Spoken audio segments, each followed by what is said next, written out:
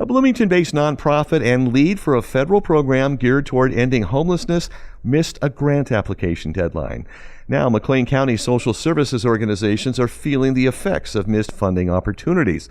WGLT's Melissa Ellen spoke to the organizations about the impacts and next steps. PATH, short for Providing Access to Help in Bloomington, has had its share of ups and downs over the past year with high staff turnover across senior leadership positions. That includes the combined CEO and executive director role.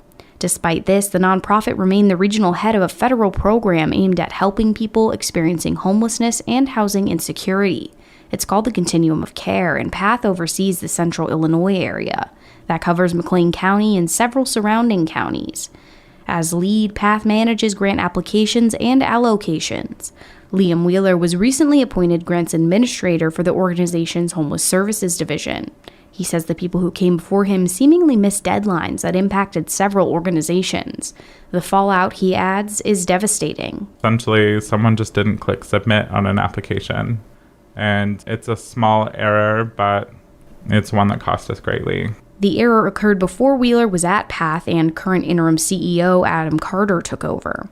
The amount of organizations supported between fiscal year 2022 and 2023 dropped by 5. Wheeler says PATH itself didn't receive a grant that it's historically been gifted. Even our own company is going to be severely impacted. In addition to PATH, the Salvation Army of McLean County has lost out on over $90,000 that would have paid case managers. These people support those staying in the shelter. Joanna Callahan is the Regional Social Service Director with Salvation Army.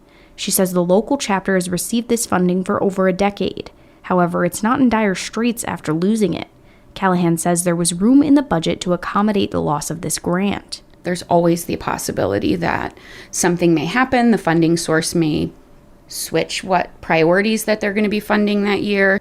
Callahan adds that Salvation Army is being mindful about spending. Expenses for repairs, including a recently burst pipe, and now case managers, are coming from the same pool of money. This notice came almost at the same time that Salvation Army fell short on its Red Kettle fundraising campaign of $650,000. The group raised $618,000. Callahan says it was a wealthy goal and available funds will go toward local programs and staff. Meanwhile, Mid-Central Community Action in Bloomington is fundraising to pay rent on 6 housing units in Mayor's Manor that lost funding. Unlike Salvation Army, Executive Director Tammy Foley says Mid-Central knew that this grant had an expiration date, but it had been looking to PATH to help secure another funding source. So our residents that had that funding have no way to pay their rent. Foley says Mayor's Manor is already hundreds of thousands of dollars in debt to Mid-Central, and Mid-Central is willing to go even more in debt to keep people housed. Even if we don't have funding to keep them there, we'll keep them there. Other organizations in McLean County that were impacted include Crisis Nursery, housed in Bright Point, and Recycling Furniture for Families in Bloomington.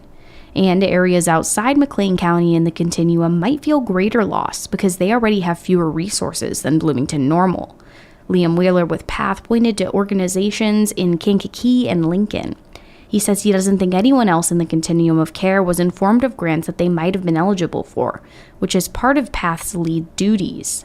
It's not only that people have lost out on funding, but that new players haven't been invited to compete for that same funding as well. These organizations are now looking to fundraise. Tammy Foley with Mid-Central Community Action says she's been collaborating with the Illinois Housing Development Authority to see what grants might be available. The funding wouldn't come in immediately, though. Mid-Central is also continuing to work with PATH to find alternatives while fundraising internally. Foley adds that with Wheeler in charge, she thinks the Continuum of Care is going to rewrite itself quickly. Joanna Callahan with Salvation Army called the Red Kettle campaign a blessing. Although the group didn't necessarily meet its goal, she says the funds will help the organization recover. Liam Wheeler says he and PATH are exploring alternative grant opportunities for everyone in the Continuum, including completely new funding sources. They're also looking to expand the Continuum's reach to new organizations. It's heartbreaking that it took this and a completely new team and fresh eyes to walk into someone else's problem and to correct that, but We're not hiding from that, and we know what we need to do. I'm Melissa Ellen. This is the second time in the last few months that a communication breakdown cost PATH a federal grant to provide homeless services. The town of Normal indicated in January that PATH failed to report required data for a community development block grant of $24,000. The money instead was going to Unit 5 schools and the Salvation Army. Support for WGLT mental health coverage comes from Report for America and Chestnut Health Systems, caring for the community's physical and mental health and celebrating 50 years of service.